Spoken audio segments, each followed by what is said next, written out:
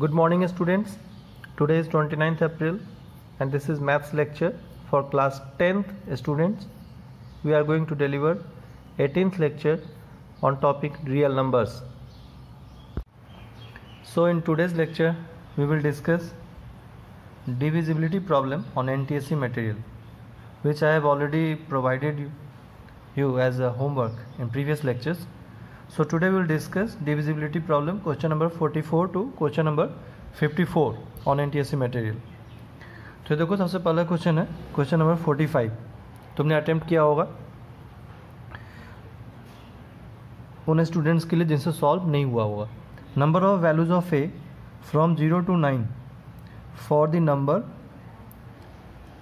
Capital N equals to 2 3 4 5 6 3 1 1 4 3 A4 is divisible by 12 is. तुम्हें number of values of ए बताना है जो कि 0 to 9 हो सकता है for the given number and is divisible by 12.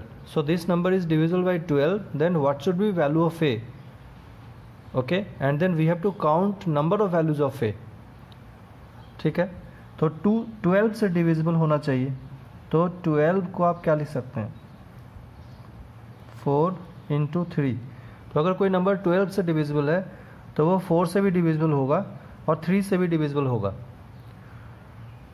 ठीक है, तो अब ऐसे चेक करेंगे if this number is divisible by 3 तो sum of the digits is divisible by 3. Sum of the digits is divisible by 3. देखो डिविजिबिलिटी से रिलेटेड जो मटेरियल है, कंसेप्ट है, वो मैंने अपलोड कर रखा है क्लासरूम ऐप पर. आप वहाँ से उसके लिस्ट को देखो, डिविजिबिलिटी लिस्ट दी हुई है वहाँ पर. तो 3 से डिविजिबल होने के लिए नंबर के सम को 3 से डिविजिबल होना होता है. चलो यहाँ सम करें. ये 4 + 3 7 7 + 4 11 12 13 13 + 3 16 16 + 6 22 22 + 5 27 + 4 31 and +3 34 and +2 36. तो ये आ गया 36. तो सम कितना आ रहा है 36. 36 + a, एक a भी है यहाँ, है ना. तो 36 + a इसका सम आ रहा है. इसका मतलब अगर ये नंबर 3 से डिविजिबल होगा तो a हमें 3 का मल्टीपल ही लेना है. तो a क्या क्या हो सकता है 0 to 9 हो सकता है. तो 0 1 2 3 4 5 6 7 8 9 में से a होगा. तो 36 हम उसी a को कंसिडर करेंगे जो यहाँ पर ऐड करने पर टोटल 3 से डिविजिबल हो जाए. जैसे 36 + 0 ये चल सकता है. 36 + 1 36 + 2 हम नहीं कंसिडर कर सकते हैं क्योंकि ये 3 का मल्टीपल नहीं है. तो 36 + 3 आप ले सकते हो, 36 + 6 ले सकते हो, 36 + 9 ले सकते हो. तो 3 से डिविजिबिलिटी के लिए a की वैल्यू इन चारों में से हो सकती है. अब इसके साथ साथ ही ये 4 से भी डिविजिबल होना चाहिए. इसका मतलब ये जो A4 है 4 से डिविजिबिलिटी के लिए लास्ट 2 डिजिट डिविजिबल बाई 4 होता है. लास्ट 2 डिजिट डिविजिबल बाई 4 होता है. तो आप a यहाँ पर वही रख सकते हैं जो रखने के बाद ये 4 से डिविजिबल हो. तो इन चारों में से रख के देखो कौन कौन 4 से डिविजिबल है. तो 0 a की जगह हमने रखा 0 0 4 ये डिविजिबल है 4 से, हाँ है. तो एक तो ये सेलेक्ट हो गया. 3 रख के देखें यहाँ पर 3 4 क्या ये 4 से डिविजिबल है, नहीं है, तो ये रिजेक्ट हो गया. 6 रख के देखो यहाँ पर 6 4 64 ये 4 से डिविजिबल है, हाँ है, तो ये सेलेक्ट हो गया. 9 रख के देखो यहाँ पर 9 4 94 ये 4 से डिविजिबल है क्या, नहीं है. तो हमें फाइनली 2 पॉसिबल आंसर्स यहाँ पर आए a के लिए कि a या तो 0 हो सकता है या 6 हो सकता है, क्योंकि तभी ये 4 से भी डिविजिबल होगा और 3 से भी डिविजिबल होगा. इसका मतलब we have 2 possible values of a 0 and 6. तो हमें क्या बोला था number of values of a. तो कितने पॉसिबल वैल्यूज हैं a के, 2 वैल्यू हैं 0 and 6. तो नंबर ऑफ वैल्यूज कितने हुए 2, इसलिए आंसर बनेगा C. बात समझ में आ गई. आई होप तुम्हें समझ में आया होगा. चलो नेक्स्ट प्रॉब्लम देखें. देखो ये क्वेश्चन नंबर 46 है. 1 power 13 + 2 power 13 + 3 power 13 and so on + 60 power 13 is divisible by. इसको हम लोग कैसे सॉल्व कर सकते हैं. तो इसको सॉल्व करने के लिए हम लोग क्या करेंगे यहाँ पर कि 1 power 13 और 60 power 13 को आप एक साथ लिखें, पेयर बना लें. फिर 2 power 13 और इससे पहले कौन आएगा 59 power 13, इनके पेयर बना लो.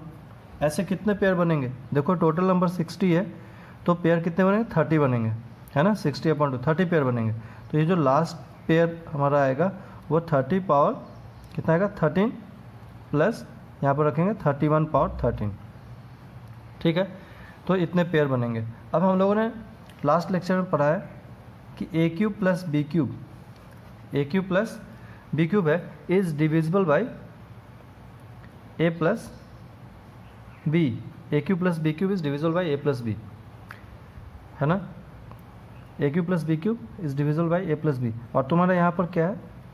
ए पावर 13 प्लस बी पावर 13। तो in general a power n plus b power n लिखा है यहाँ पर, a power n plus b power n. तो a power n plus b power n is divisible by a plus b for odd n, for odd n. तुमने last lecture में देखा है कि a power n plus b power n को हम लोग क्या लिखते हैं? ए प्लस बी, ठीक है। और अंदर एक्सप्रेशन होता है ए पावर एन माइनस 1, ठीक है, और minus a power n minus 2 b, इस तरीके से plus a power n minus 3 b square and so on. Last में ये बी पावर एन माइनस 1 हो जाता है। तो a power n plus b power n for odd n, for odd positive values of n, for odd positive integral n, odd positive integral n के लिए। मतलब ये डिविजिबल बाई क्या है? ए प्लस बी है for odd positive integral n के लिए। तो यहाँ सभी pairs a power n plus b power n, a power n plus b power n, a power n plus b power N है और एन ऑड है। इसका मतलब ये डिविजिबल होना चाहिए ए प्लस बी से। तो आप ए प्लस बी करके देखो यहाँ पर कितना आ रहा है? ए 1 है, बी 60 है, 61 है ए प्लस बी। यहाँ पर ए प्लस बी करके देखो कितना है? 2 + 59 61 आ रहा है। यहाँ पर देखो ए प्लस बी कितना आ रहा है? 61 आ रहा है। बीच के सभी पेयर्स में ए प्लस बी 61 आएंगे। इसका मतलब है this is divisible by a power n plus b power n is divisible by a plus b. That means this is divisible by 61। Each member is divisible by 61, so as a whole this is divisible by 61. Is it clear? So A will be answer here. Fine. Now see next question. देखो ये question number 47 है। If the 8-digit number 2575D568 is divisible by 54 and 87, then the value of digit D हमें बताना है। तो ये divisible by 54 है, तो तुम 54 को क्या लिखते हो? इस तरीके से। तो we can write 54 as 2 × 3 cube. इसका मतलब अगर कोई नंबर 54 से डिविजिबल है तो 2 से डिविजिबल होना चाहिए, 3 से होना चाहिए, यहाँ हम 3 स्क्वायर ले सकते हैं, 9 से होना चाहिए, और यहाँ पर 27 लिख सकते हैं। तो 2, 3, 9 और 27 से भी वो डिविजिबल होगा। तो सबसे पहले 2 से डिविजिबल है कि नहीं? तो यहाँ देखो ये जो यूनिट प्लेस है वो इवन है, इसका मतलब 2 से डिविजिबल है। हम लोग 9 से डिविजिबिलिटी के लिए क्या कर सकते हैं? यहाँ पर इसका सम एक बार चेक कर लें, ठीक है। तो हम लोग 9 से डिविजिबिलिटी के लिए चेक कर लेते हैं, क्योंकि अगर कोई नंबर 9 से डिविजिबल है तो वो 3 से भी होगा ही डिविजिबल। तो एक बार 9 के लिए हम लोग यहाँ पर चेक कर लें। तो sum of the digit should be divisible by 9, then the number is divisible by 9। तो चलो देखें, 8 + 6 14, 14 + 5 19, 19 + 5 24, 24 + 7 31, 31 + 5 36 एंड 36 + 2 38। ये कितना आ रहा है? हमारा 38 आ रहा है। तो 38 + D, 38 + D। अब देखो ये 38 + D, और तुमसे पूछा है D कितना होना चाहिए, तो तुम चॉइस रख के देख लो यहाँ पर कि जिससे सम आ जाएगा डिविजिबल बाई 9 वो आंसर होंगे। अगर नहीं आ रहा है सम डिविजिबल बाई 9 तो रिजेक्ट हो जाएगा। तो पहला चॉइस है 4, तो 38 + आप 4 करोगे बना 42, तो 42 तो डिविजिबल बाई 9 नहीं है, तो चॉइस से रिजेक्ट हो गया। तो 38 + 7 करेंगे कितना है? 45। तो 45 आ गया, 45 डिविजिबल बाई 9 है, तो चॉइस बी हम आंसर के लिए देख सकते हैं। लेकिन अभी आप सेलेक्ट मत करना, अगला चॉइस देख लें। 38 + 0 38, ये डिविजिबल बाई 9 नहीं है, रिजेक्ट हो जाएगा। और 38 + 8 आप देखेंगे तो ये आ गया 46, तो ये भी डिविजिबल बाई 9 नहीं है, तो रिजेक्ट हो गया। तो out of 4 choice 3 we have rejected, so answer is b. Is that clear? चलो नेक्स्ट क्वेश्चन देखें। देखो ये क्या है? Question number 48। The value of the digit d for which the number D456D is divisible by 18 d की क्या value होगी जिसके लिए नंबर 18 से डिविजिबल है। तो 18 को आप क्या लिखते हैं 2 इंटू 9। तो अगर कोई नंबर 18 से डिविजिबल है तो वो 2 और 9 से भी डिविजिबल होना चाहिए। तो देखो अगर 2 से डिविजिबल होगा तब तो जो ये यूनिट प्लेस है वो क्या होना चाहिए, इवन होना चाहिए। तो इवन होना चाहिए, इसका मतलब है चॉइस ए आंसर नहीं हो सकता है और चॉइस डी आंसर नहीं हो सकता है, क्योंकि अगर डी इवन होगा तो चॉइस ए पर ऑड और डी पर ऑड लिखा है, इनको हमने रिजेक्ट कर लिया। तो आंसर 4 या 6 में से कोई एक बनने वाला है। अब हम 9 से देखें, तो if sum of the digits is divisible by 9 then that number is divisible by 9। तो सम देखें यहाँ पर क्या है, तो 6 + 5 11 + 4 15, तो 15 + 2d, सम कितना आ रहा है 15 + 2d आ रहा है। Okay, d + 6 + 5 + 4 + d, 15 + 2d। अब आप d = 4 रख के देखो तो यह आएगा d 4 रखने पर 4 × 2 8, 15 + 8, ये कितना बना 23। तो क्या ये डिविजिबल बाई 9 है, नहीं है, रिजेक्ट हो गया। तो ये भी रिजेक्ट हो गया, एक ही ऑप्शन बचता है, हमारा आंसर बनेगा सी। तुम देखो 15 + d को अगर आप 6 लेते हो तो 6 × 2 12, ये कितना बन जाता है हमारा 27, जो 9 से डिविजिबल है। तो correct answer is c. I hope तुम्हें समझ में आया होगा। इस तरीके से हम लोग अटेम्प्ट करते हैं एनटीएससी के क्वेश्चंस को। तो चलो कुछ और क्वेश्चन देखें। Next question, now see this is question number 49। Which of the following number is divisible by 99? इनमें से कौन 99 से डिविजिबल है? तो 99 को आप क्या लिखते हो 11 × 9। तो अगर कोई नंबर 99 से डिविजिबल है then it should be divisible by 11 as well as 9। बात समझ में आ गई? ठीक है, तो जो नंबर 99 से डिविजिबल होगा वो 11 एंड 9 से भी डिविजिबल होगा। तो 9 से डिविजिबिलिटी रूल तो तुम जानते हो क्या, कि if sum of the digits is divisible by 9 then that number is divisible by 9। वैसे हम लोग चेक कर सकते हैं। तो 11 से डिविजिबिलिटी, इसका भी मटेरियल मैं ऑलरेडी प्रीवियस लेक्चर्स में पोस्ट कर रखा हूँ क्लासरूम ऐप पर, तुमने उसको देखा होगा, स्टडी किया होगा, मैं रिकॉल करा देता हूँ। देखो 11 से जो डिविजिबिलिटी चेक करना होता है, कोई भी नंबर गिवन है उसके इवन प्लेस का सम और ऑड प्लेस का सम आप कर लें और उनका difference sum of even place minus sum of odd place या sum of odd place minus sum of even place should be 0 और मल्टीपल ऑफ 11, शुड बी 0 और मल्टीपल ऑफ 11 होना चाहिए, तो वो नंबर डिविजिबल बाई 11 होता है। बात समझ गए? क्या करना होता है हमें, अगर कोई नंबर 11 से डिविजिबल है ये चेक करना है, तो तुम वो नंबर को देखो और उसके, जैसे मान लो ये नंबर है चॉइस ए, हमें चेक करना है 11 से डिविजिबल है या नहीं है। तो आप देख लो 3572404, 3572404, ये कौन सा पोजीशन है, first position, first second third fourth fifth six seventh, तो ये ऑड है ये इवन है, first second third fourth fifth six और सेवेंथ, फर्स्ट बोला तो ऑड, सेकेंड इवन, थर्ड तो odd, fourth even, fifth odd, six even, seven odd. अब इवन प्लस का सम क्या है इसमें, तो इवन इवन इवन 5 + 2 7 + 0 तो कितना है 7, और ऑड प्लस का सम कितना है 3 + 7 10, 10 + 4 14 है। तो 14 और 7 का डिफरेंस कितना आ रहा है 14 - 7 7, क्या ये 0 या मल्टीपल ऑफ 11 है, नहीं, तो ये 11 से डिविजिबल नहीं होगा, तो चॉइस ए रिजेक्ट हो रहा है। बी पर चेक कर लो 135792, चलो यहीं पर लिख लेते हैं odd even odd even odd even. ये कैसे लिखते हैं पता है ना, first position, first second third fourth fifth sixth, इधर से लिखते हैं, तो फर्स्ट ऑड हो गया, सेकंड इवन, लाइक दिस। अब देखो इवन प्लस का सम देखते हैं, तो even even even 3 + 7 10, 10 + 2 12, even plus का सम 12 आ रहा है, ऑड का कितना आ रहा है देखो ऑड ऑड ऑड, तो 1 + 5 6, 6 + 9 15 आ रहा है 15, तो 12 और 15 का डिफरेंस कितना है 15 - 12 3 का, ये भी 0 या मल्टीपल ऑफ 11 नहीं आया, तो चॉइस बी भी रिजेक्ट हो जाएगा। बात समझ में आ रही है? चलो चॉइस सी पर फटाफट देखें, odd even odd even odd even, even plus का सम 1 + 4 5, 5 + 4 9, 9 आ गया, odd plus odd odd odd, तो 9 + 3 12, 12 + 6 18 आ गया, तो इनका डिफरेंस कितना आ रहा है 18 - 9 9 का आ रहा है, ये भी रिजेक्ट हो गया। तो out of 4 choices we have rejected 3 choice, तो डी तो आंसर होगा, ये कंफर्म है। एक बार तुम अब वेरीफाई कर लो इसे। Odd even odd even odd even, तो इवन प्लेस का सम क्या होगा यहाँ पर, इवन इवन इवन, तो 1 + 3 4, 4 + 5 9, इवन प्लेस का सम होगा 9 इसमें, ठीक है ना। ऑड प्लेस का कितना हुआ, ऑड ऑड ऑड, तो 1 + 4 5 एंड 5 + 4 9, 9 आ गया, 9 - 9 कितना है 0, तो 0 या मल्टीपल ऑफ 11 होना चाहिए, जो कि है, इसलिए आंसर डी है।